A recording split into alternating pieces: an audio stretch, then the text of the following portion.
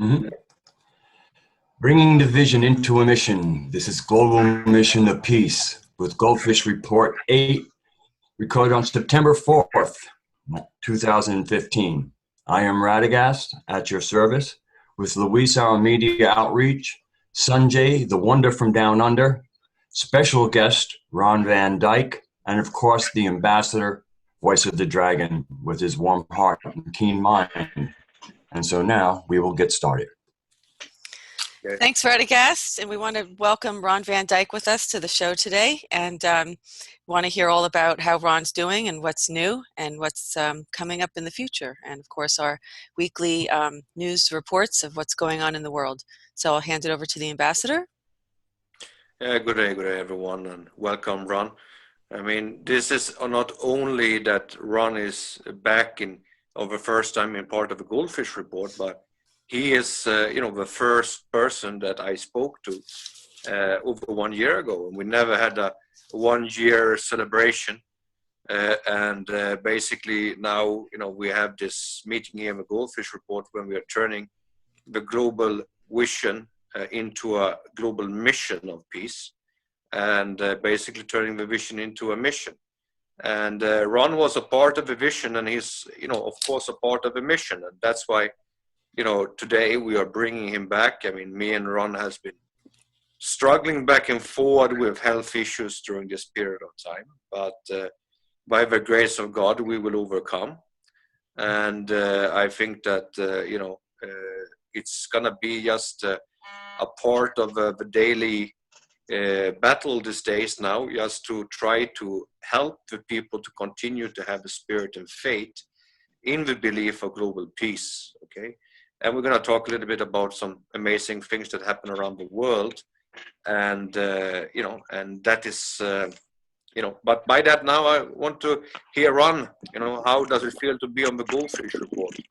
Well, it is the first time on. And, I was thinking back, yes, you said it's been over a year, and it was. And it was interesting that just before all of this health issue hit me, you brought Radagast into the picture. And it's almost like you were prophetically seeing that I was not going to be readily available. And so you prepared Radagast to step in just a little bit before I had to go to the hospital and go through all of the trauma that I went through with the operation and everything. But yes, we've been friends for over a year now, and most days we communicate one way or another, mostly with the communication actually on the internet where we can see each other and talk, but also just emails and stuff like that. So I appreciate your friendship, and I've stood by you even when some of my friends thought that I was nuts. But yeah, I appreciate what you're trying to do. I appreciate your vision, and I hope to be able to hang in there with you and with the team, because we're creating a better world for humanity. Even if some people don't see that yet, I believe that's the goal, that's the mission, and I think we're moving in that direction, even when we have bad days and can't see it so clearly. No, I also what I wanted to say is that, I mean, you were a great instrument in basically when we had creating the vision of distribution of peace. And then, you were struck with your health issues, and I was still, struggling on. But then I had my hit when I was in Hong Kong. Right. And now again, I start having some issues. But at the same time, I think that, what doesn't kill us make us stronger, and basically we will just continue to do the struggle that we're doing day by day. And also one thing that is very interesting is that during this last weeks we have been having all these people flooding Hong Kong and China to meet with the family, and you and me were supposed to be there long time ago, and God of some reason hold us back at that time. But now suddenly all these people is coming there, and people are meeting with the family, and they are floating, and they are meeting with doctors, and they're having healings, and they're having a lot of good experience happening over there.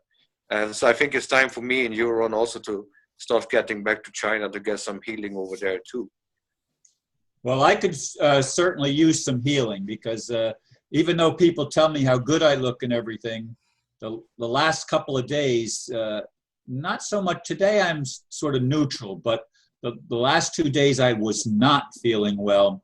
And of course, we were supposed to do this program on Wednesday, but neither one of us were feeling very good.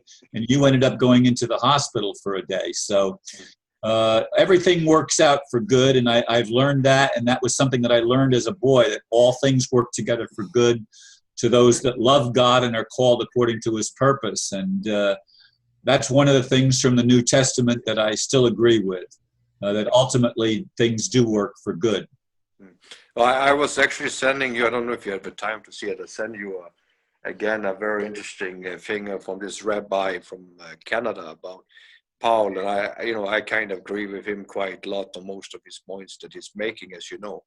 But it doesn't still take away the message from Jesus. We have to see the difference between the Jew Jesus or Yeshua and the Greek Roman Jesus that has been propagated all over the world.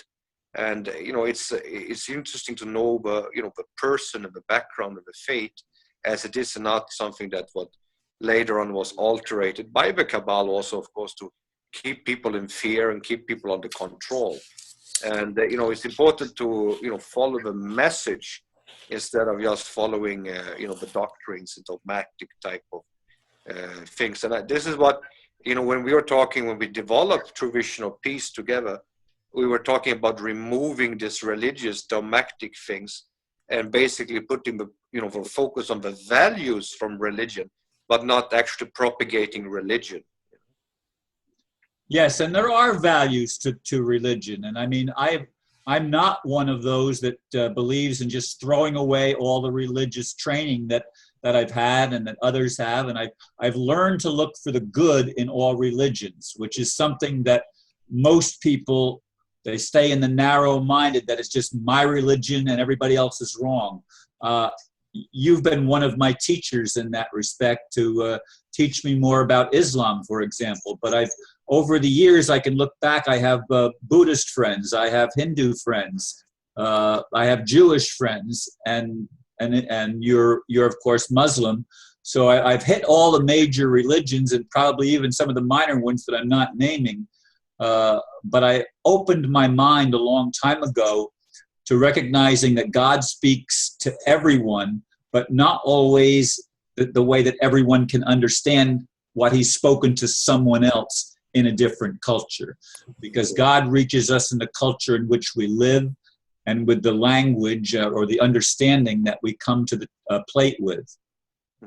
I think this is very important. It was an article written about old Quranic scriptures that was talking about to save a man's life is to save the whole humanity. Okay, and I think this is something that ISIS and other type of so-called Muslim groups need to learn.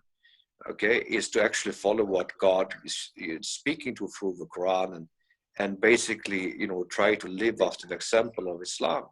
Now, for example, myself, I consider myself a Muslim because that's the word of being submitted to the will of God. And that I do, and I believe in the way that all religions, okay, is a path to God, okay? It's just in different, you take a different path. And what I have realized through my years, that I'm not arrogant, and I don't say that I'm the absolute correct person in everything. But actually, by studying the Torah, by studying the Bible, by studying, the Quran and other religious scriptures, I find myself a way where I basically have a lot of patience and a lot of love for all brothers and sisters, doesn't matter what faith they are, because it's the value of the values that the people have that is important and not what they claim to be, because you have so many arrogant religious bigots who are the worst type of people on the planet, but to the surface they claim to be very religious, but in reality they are quite evil, quite egoistic, and hypocrites.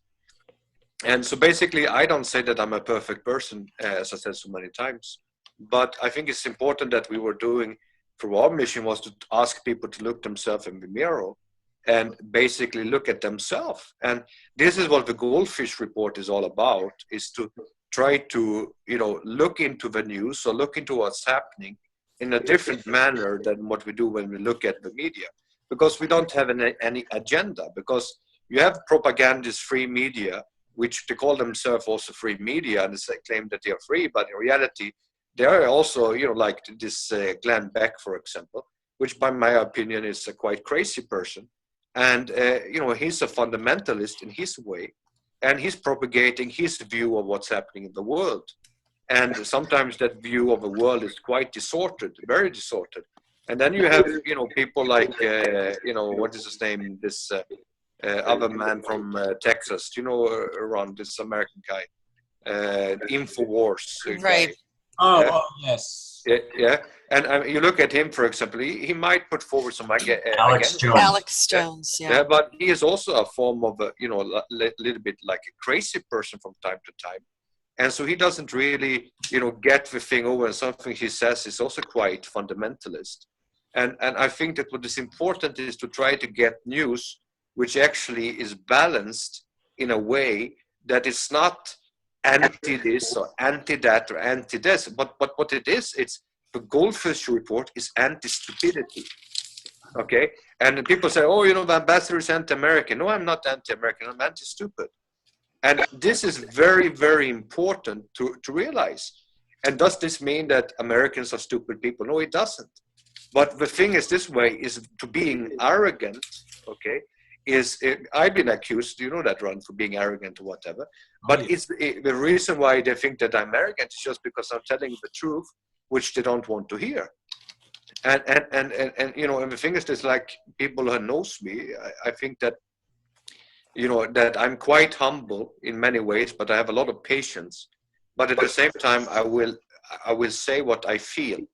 And if I feel something, I will say what I feel, and it might come across being arrogant, it might come across being bad to some people, but I don't do that intentionally, okay? And I think that you, me, and Ron, we had a lot of times discussion back and forth. We didn't always agree on everything, but after a while, we came to a common conclusion after a while either way. And I think it is because we are basically so much programmed into a certain mindset. So when we're supposed to look outside that mindset, we people become upset. It's like we were said, oh, the family is all bad because they're behind the cabal and blah, blah, blah, blah, blah, blah, blah. And if that's the case, in that case, why do you empower the cabal?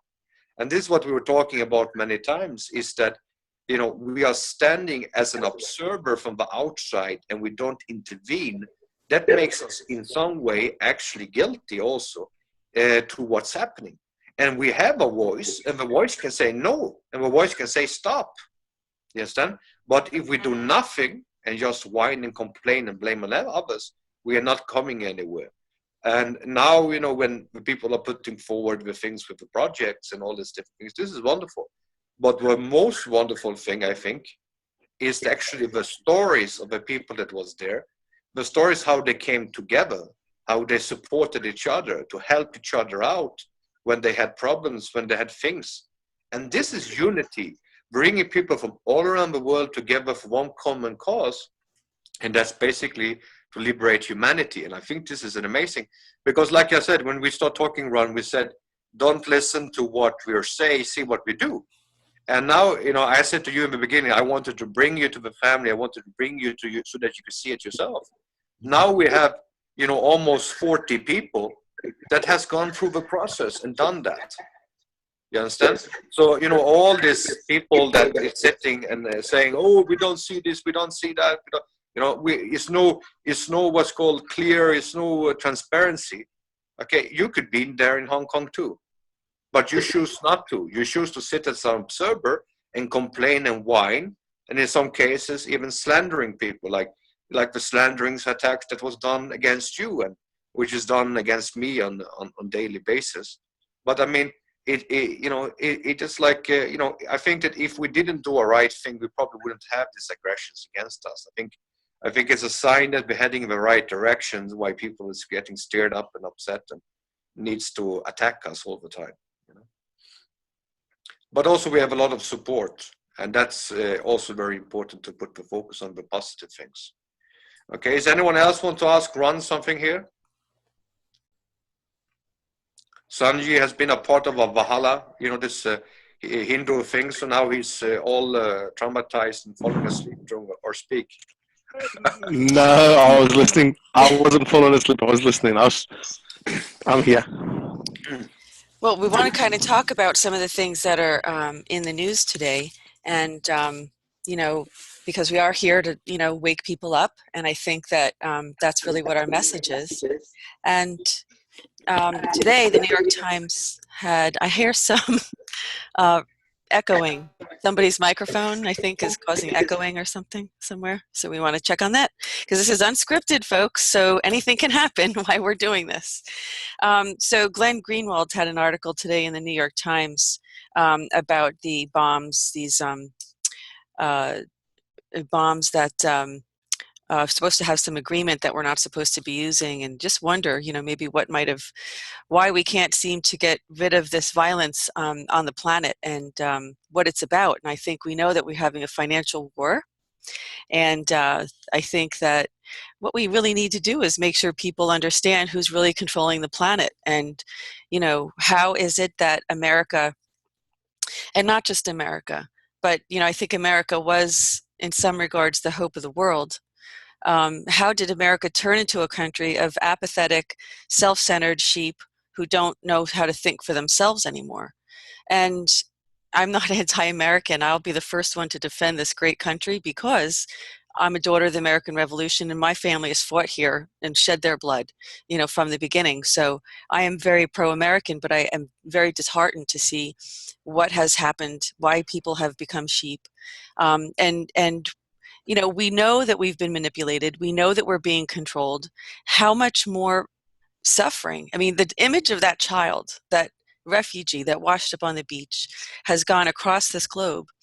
And at what point, you know, are people going to start to see that, you know, they don't care about us.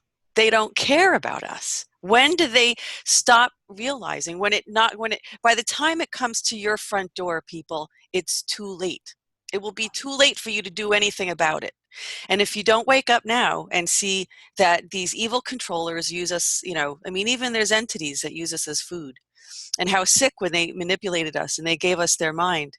They gave us their mind in a sense that they gave us their anxieties about food. Although we haven't hungered, has anyone gone into starvation mode? Yet we have anxiety about food and starvation.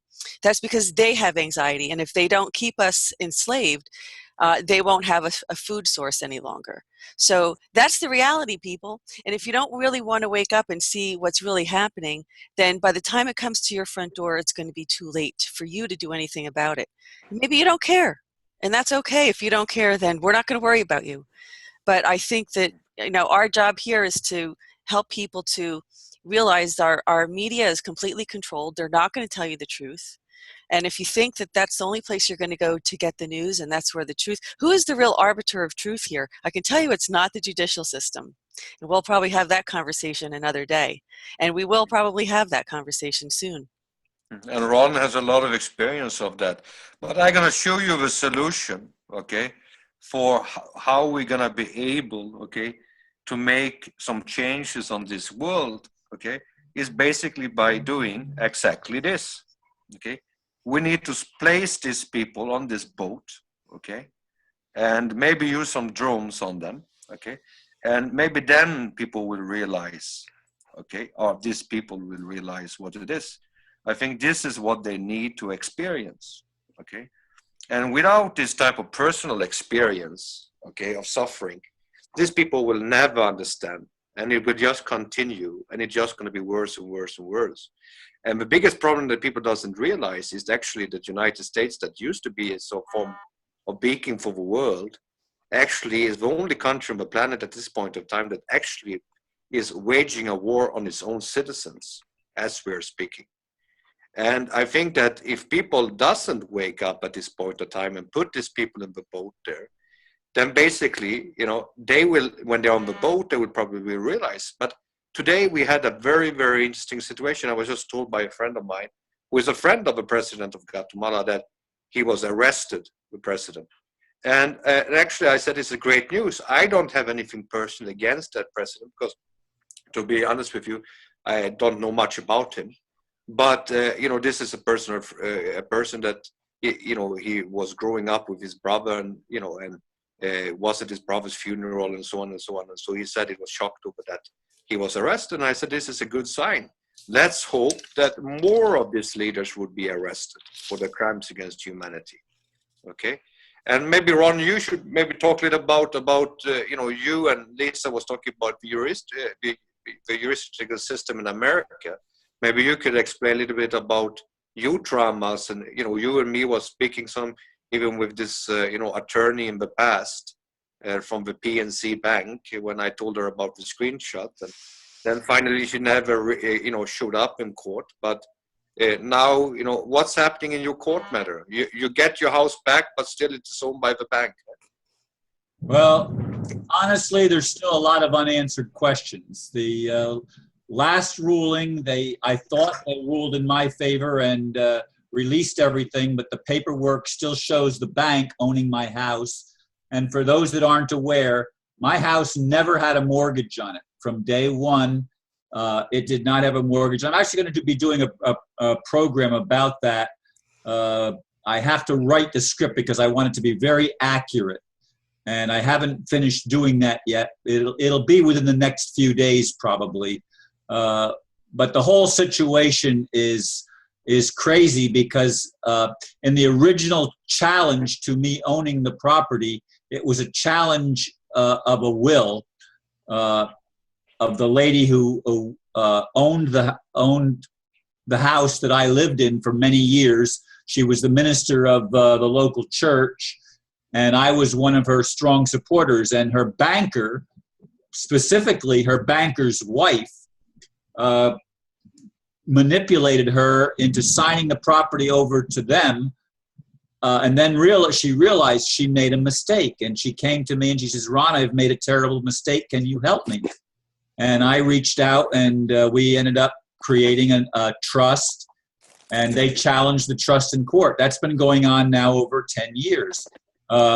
We won 7 years ago. The case was over, and the settlement was if they allowed me if I allowed them to let them appoint an attorney to sell the other property, Dr. Mary's original house, not the house that I live in, but the other house, they would let me keep my house. Well, they reneged on their promise, as lawyers who also are known as liars often do. But anyway, that battle is apparently still going on. They've opened a whole new lawsuit with different lawyers, and it's still trying to take my house, and it still shows the bank as being the owner of my house, even though the ruling was seemingly on my side. So there's still a lot of unanswered questions that I have to figure out.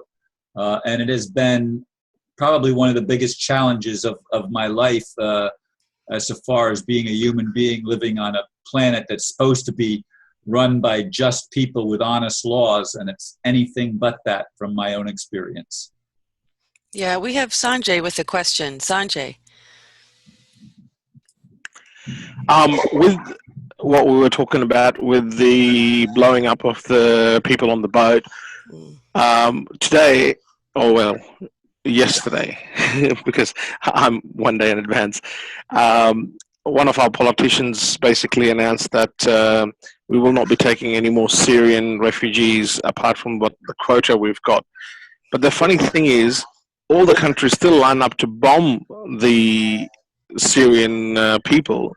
So if we bomb their houses, where are they supposed to go to? Right? We're taking the houses away, but we're saying we're not going to accept them in our country. I'm saying, okay, fine, let's not accept them in our country, but let's not go and bomb their houses. I mean, we're taking the houses away from them, and this is similar to what Ron's talking about, his house, taken by the judicial system, right? So it seems that the judicial system or the governments seem to just be able to be blowing the houses up or taking the houses out. And where do people live then? Are we going back to cave age? So we've got to start digging these caves. What are we supposed to do?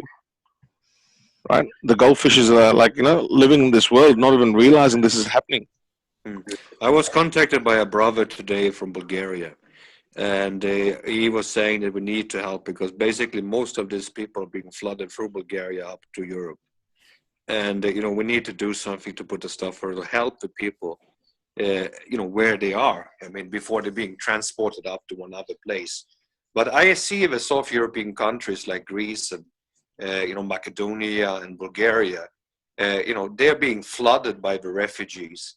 And, basically they want, they're already having financial difficulties. So what they do is just let them just go up north, okay?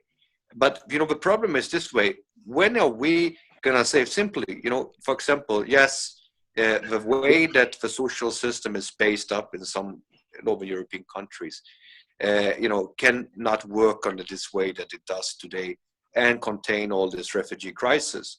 But what can done is to change the system and to put up cities of refugees because we have a lot of space in Europe. Okay, we are not overpopulated. And we could put together a space where we could actually put these people in free zones. And then we have all these other human trafficking gypsies in Europe that is going around from one place to another place and being working and used as beggars. Now we really have real people with refugee crisis, no homes and things like that actually need spaces to live. Why don't we come together and actually take a space somewhere in Europe? And Northern Europe has a lot of space, and Finland, who is one of the most foreign not liking countries on the planet, has a lot of forest and very less population. Why don't we put them in the forest? Okay. Now the thing is this way: we have a lot of space where we can build and set refuge. I have also suggested the most important thing is that the Arab states, especially the Gulf nations, who are rich and have money and all those things, who's of course behind this also together with other nations, why don't they do anything to help? There's at the same time when Palestine was being bombarded, Hugo Chavez was offering the Palestinian people visa. And, he's not even a Muslim. Why don't the Muslims go together, the Muslim nations, and actually do something to help these people? Okay. And, when we hear things like Czechoslovakia saying, oh, we will only help the Christians. Okay, fine. This is, again, a crusade going on. We need to be inclusive. And, now Europe is being completely overwhelmed with a war created by America, Israel, and United Kingdom. And maybe they have to take their own responsibilities. Maybe we should arrange real boats and ship them all over to the United States. Okay? And let the military complex pay for it. Okay? Why should taxpayers have to pay for the crimes against humanity? Let the military complex and Mr. Bush and Tony Blair and all these other politicians that have stashed away money during the criminal rulings of the countries, why don't they pay for it?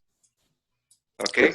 Well, what we see is ethnic cleansing here. This is by design. And this is their typical, as David Icke talks about, problem, reaction, solution, right? So what they have is we have this problem, this war. The reaction is the people have to leave and they need to have an answer. And of course, they go to the people who are creating the problem and say, we need you to give us a solution, not realizing that they're the ones creating the problem. So now you have all these refugees cleansed out of this region, and you have a situation where, what are they going to do? They're going to be forced to vaccinate. They're going to go into camps. It's going to, what were the factors that contributed to the Holocaust? What were the factors that contributed to all these people being imprisoned in these internment camps? It wasn't a simple, problem that happened overnight. This was psychological warfare. And, when will people realize that this is really what's happening? So what's going to happen is, how many of these people are going to end up dead?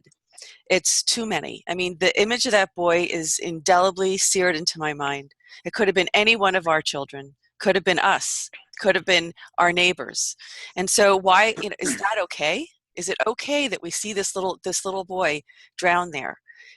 We have to take these imaginary borders down between our countries and realize that we're all one human race, because, you know, there's a reason, I think, why President Reagan made that speech at the UN about if we had, you know, one common enemy, and we do, and they're here, and, you know, they're trying very hard to keep us from knowing about that, and there's an anti-life force on this planet, and they despise us. They absolutely despise us, and these are not by accident. These things are not by accident, because when we had Hurricane Sandy on the East Coast, everybody knew what they had to do. It was almost like everybody went into quantum field and knew what their role was, what they needed to do. Everybody mobilized, everybody got things done. Humanity knows how to help themselves. We don't need people manipulating us and telling us how to think and how to feel. And until, you know, we just need to inform people that they're being manipulated. And until they see it for themselves, you know, they have to wake up out of this stupor that they're in, because they don't realize they're being, it's just that simple. It's so easy that it's right in front of them and they don't see it. It's so easy. All you have to do is realize you are being manipulated, and we have the power to take control back of our planet. And when we leave ourselves to our own devices, we do really incredible things as human beings. We help each other. We offer each other homes. What just happened over in, what was it, Norway, where they said, you know, send us 50 Syrian refugees, and then 10,000 people opened their homes. That's what human beings are capable of doing, and we don't need these satanic controllers making us feel like we need them, because we don't need them. We just need to know that we're being manipulated, so that we do have a common enemy. And the common enemy has infiltrated every level of society, from education to government to spirituality. Okay, so they created religion simply to divide us, simply to distract us, simply so we wouldn't figure out what their evil plan is. So humanity is capable of doing anything and far beyond, because every time we have a catastrophe, 9/11 happened. How many people from across the country, the world, came to help? Nobody had to tell them to do it.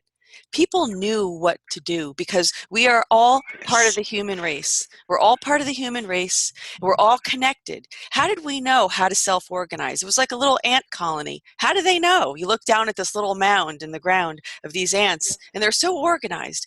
And you know, we're the same way, because I saw that image in Tibet in the last earthquake, and someone had a drone that was flying over. It was posted, you know, on all the blogs, and people really looked like ants. It was amazing. We looked like ants that were just organizing, mobilizing. They knew to walk around certain piles because it was up in the air. It was like an aerial view, and when you looked down, all you could see were people, but we looked like ants. We really did. But we were intelligent, and we knew how to self-organize, just like ant colonies do. So I say humanity is capable of taking back power and control of their own lives, of our own existence, of our own civilization, once we know who the controllers are and that we've been manipulated. And the mainstream media is contributing to this. This is the tool that they use to do it. So it's just going to have to be in people's faces long enough and enough times, not call us conspiracy theorists, and stop thinking. And the problem is because it's not a reality you can handle. I mean, what was the famous quote? You can't handle the truth. And unfortunately, it is a reality that it's happened to every one of us on the Goldfish Report, that at a certain point in our life, our view of reality was shattered, really shattered. And we had to come to the awareness. We had to come to the awareness that it was a false reality. And in our desire to understand how it could be a false reality, we found the truth. We found the truth of who and what we are. We found the truth of who's manipulating and controlling us. What we have to do is realize what we can do about it. And hopefully. And also, one thing I need to say, okay, because this is a very important thing. We talk about 9/11.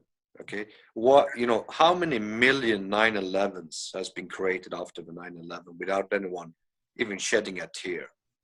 And the reason for that is because it's brown people. Now, this might sound that I'm saying that we are racist. Yes, we are. the thing is this way, everyone came along to support America. Iran even offered their assistance and support to the United States during the 9/11.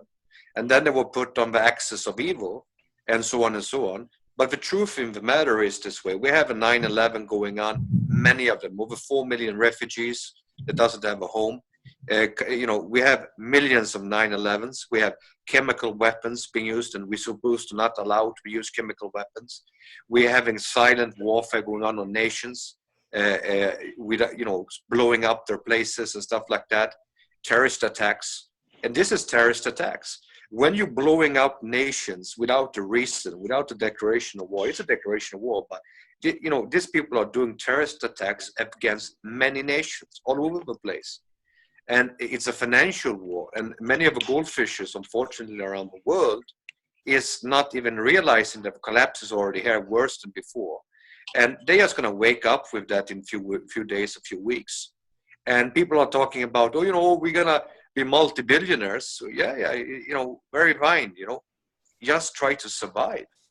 We have all the funds that needs on the planet. We have all the technologies that is needed on the planet. What is we lacking? What is the lack that we have? Only one thing, will. When will we allow all these things to be prosperous for everyone? And I really pray now and hope. Ron did a wonderful speech. I never forget it, to the Pope almost 6 months ago. Okay, and I believe. Now you lost the light, Ron. Ron's light. We'll get his light back. Yeah, and basically, he made this nice speech to the Pope, and basically there, we do the same thing today. It's the Jubilee meeting coming up on the 15th and 16th. I hope that the world will unite on the common goal of releasing the technologies to humanity, and also to release funds to help all the people on the planet to live a life that we all are needing and allowed and should have. Okay, and I think that this is our message. Basically, end the financial tyranny, end the slavery on the planet, and let the people free. Okay, right. And this is basically my hope and pray, that the Pope and all other leaders there will unify in the mission of not having lack anymore, that having the will to set humanity free. I understand that things needs to be done in baby steps, but at the same time, we need to take the first baby step in the right direction for the first time in our century. Okay, so now it's time for us to do it. We have a new 70-year era. Let's do it together. Let's repurpose everyone and unify and work together, both humanity and Cabal and everyone else, if it's even ETs or whatever they are. Let's unify to save humanity under our creator, that is the same creator. Doesn't matter if you call ET, or if you call Wimpy Doo, or if you call the Goldfish, or if you call the Ambassador. We all need to unify together as one common entity to save humanity. Now Ron is back. I think maybe he lost electricity there for a while. Exactly when I said that you talked to the Pope, then suddenly the light went down. Quite prophetic. Oh yeah, absolutely. Yeah, if you remove the mic, you're muted. Yeah, exactly. And I think you're right. I mean, for lack of knowledge, our people will perish, and that's really part of the message. And that's why the Goldfish Reports are so important, is to get the knowledge out. And I think that everybody would kind of agree with that we need to spread this knowledge, we need to spread this information. That's why we have the Goldfish Reports, is to spread the knowledge. We don't want people to perish anymore. We want people to realize how powerful and incredible that you are, and you just have to know it. You have to know it, that you don't need to be told that you're this or that, or that you have to think a certain way. We know how to take care of ourselves, because we've done it many, many, many times. And we have to kind of wonder why, capitalism is failing. And I think maybe Radagast might want to speak to that and understand, why is capitalism failing? Because that was supposed to be the hope of the world, but it's not working. Why do you think it's not working, Radagast? I just want to say one very important thing. Okay, very important thing. We're saying that capitalism is the hope of the world. Okay, now look at the hope of the world is China. Okay, and that used to be a communist country. So the capitalist program was a form of a brainwashing strategy. Okay, but I want to turn back to Ron before he was turned away about the Pope 6 months ago, and now is the Jubilee meeting in United Nations on the 15th and 16th. Maybe you have some words to say to the Pope this time too. Well, I don't. I remember giving a message to the Pope. I haven't listened to it in a long time, but I would say to all the people of the world, all the leaders of the world, to wake up.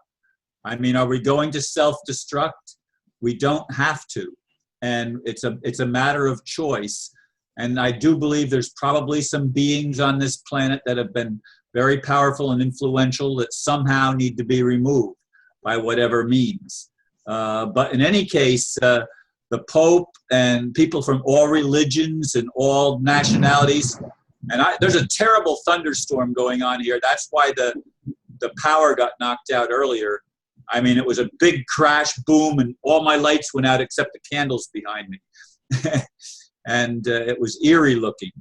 But in any case, we all need to be awakening and remembering and paying attention to what's happening. We do have the power to change things, but we have to take back our own power, as was said just a little bit ago. And I don't want to take the light spotlight here from Radagast. You had turned it over to him. And so let him answer the question, Ambassador, that you had asked him. Well, as far as capitalism, I mean, I really feel that capitalism is kind of like a blanket term. What I'm getting to really understand is what we need is entrepreneurism or entrepreneurialism, the ability for people to freely invent, create, and network with each other. By providing value to each other. Because really what an entrepreneur is somebody who figures out what is needed, what is of value, and then putting together the network that allows them to produce this value, and people then pay for that value because they're happy to pay for it. I mean, in a really healthy system of commerce, what you have to sell is something people really want to buy. And if you price it right, then you have people just swarm, and you're tasked to keep on producing for the people. The whole supply and demand. And I feel what we're now calling capitalism is really just kind of a form of government mafia, where there's just turf. It's really more like turf. Who has what turf? And like with one of the problems with government is like, I guess, I don't know, it was Mark Twain say somebody can't understand a problem if their paycheck depends on them not understanding the problem. And with 50% of at least Americans, and maybe even more in Europe, being, depending on the government for their existence, and the government is the problem. So therefore, there's the paycheck that prevents them from seeing the problem, because if they see the problem for what it is, it means that paycheck might go away. And so, I mean, capitalism is really a... Radagast, I just want to say one thing which is important here, is that when you look at the 555, okay, will overcome 666. One of the main thing is basically, which is the Silk Road project, okay, to create new Silk Roads to all nations. And the solution is by having international trade relations, by trading and exchanging of goods and services, we will create unity and lack of war, okay? This is the solution for the problem, okay?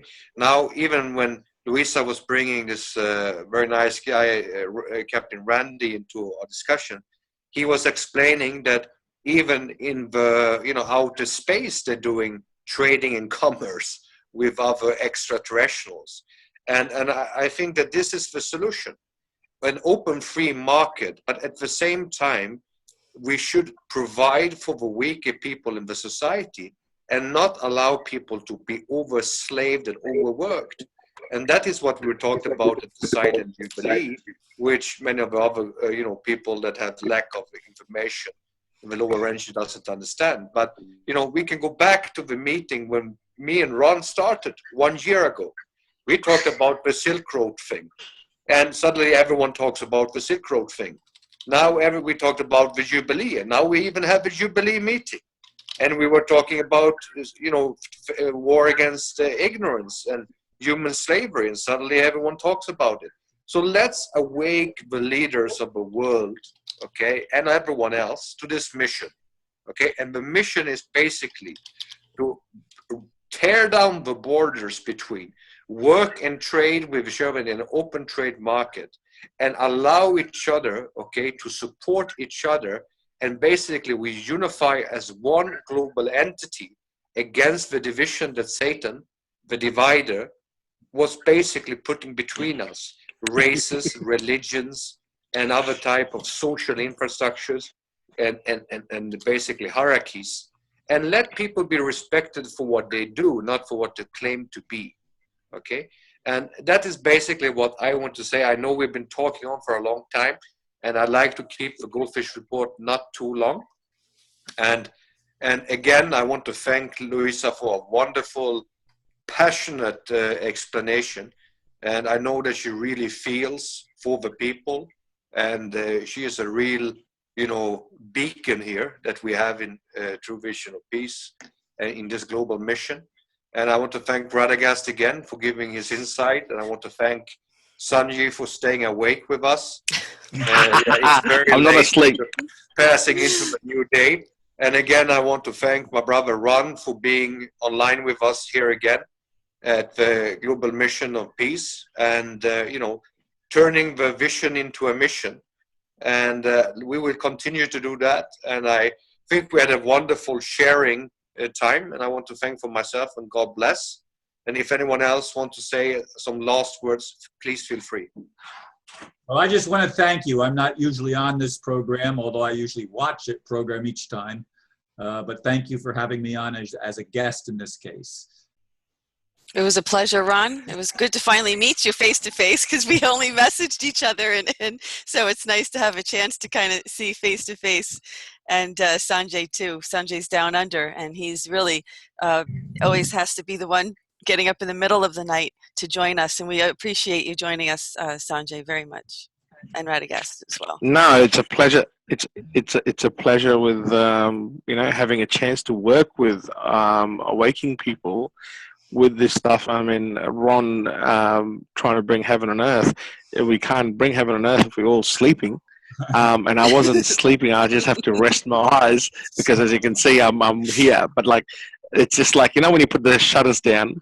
But just to leave with the hope, we may have different religions, we may have different languages, we may have different skin colors, but we all belong to that one race, human race. Right? It does not cost anything to be a decent human. Right? So that's the message I'd like to leave, a message of hope, that let's be decent humans, and does not cost anything to be that. And thank you, Ron, for, you are one of the reasons with the ambassador that I'm actually here. So, okay. Thanks, Rad, any final words, Rad? Yeah, I would just, part of good commerce and trade is freedom of movement. So I guess like to say, police officers, let us move about freely. Okay, it's we need to be able to get to point A to point B without being traumatized. Well, I'd also like to say to the soldiers and to the police officers that we're all your neighbors, we're all your brothers and sisters, we're all your wives, mothers, friends, neighbors. So when you look us in the face next time you want to shove a gun in somebody's face, or you want to taser somebody, think of how you would like someone in your family to be treated that way. And stop just listening to your orders when you know in your heart it's not right. Just a police officer committed suicide because he was not going to go along with conspiring to I think it was he wanted him to agree that someone committed a crime that didn't commit a crime. And so we don't need to be in that position where someone feels like there's no alternative. This is because they see it so complex, the issue, that they don't see a way out. They don't see a resolution. Nobody needs to be pulling the trigger on anybody, not themselves, not their neighbors, not anybody.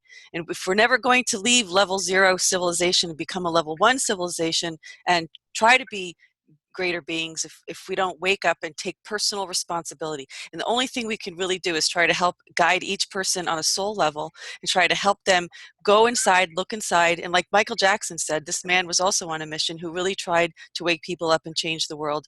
Be the man in the mirror or woman in the mirror and see what you can do. What can you do? Stop asking, what can other people do for you? Start asking yourself, what can you do? And we really can do a whole lot more than we think. And that's it for this episode of the Goldfish Reports, and we will see you next time.